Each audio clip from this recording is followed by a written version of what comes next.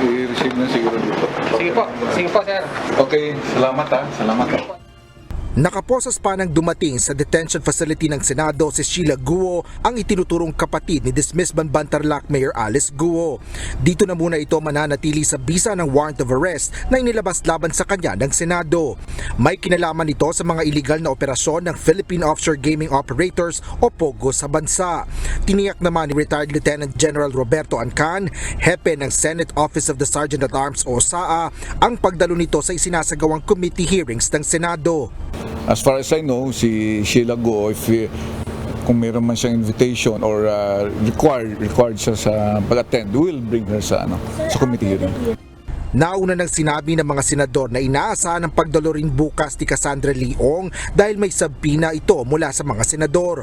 Kung kailangan namang dumalo ng ibang pagdinig sa ibang ahensya si Sheila Guo, ay dadalhin ng Senate o SAA ito sa mga hearing venue, ngunit ibabalik rin ito sa Senate Detention Facility.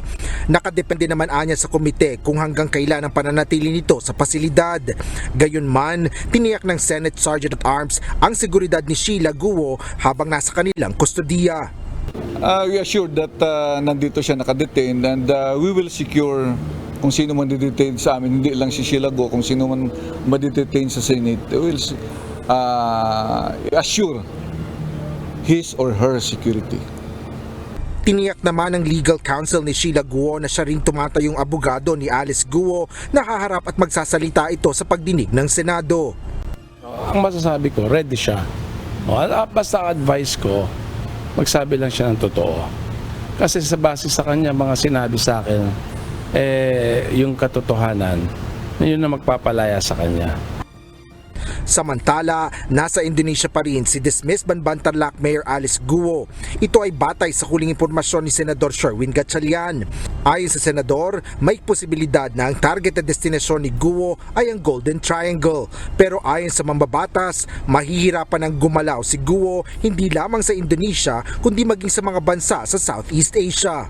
Pero naniniwala ako na kung sangay ng enforcement agency ng Indonesia naka-alerto na, kaya mahirapan na siyang gumalaw dito rin sa Southeast Asia.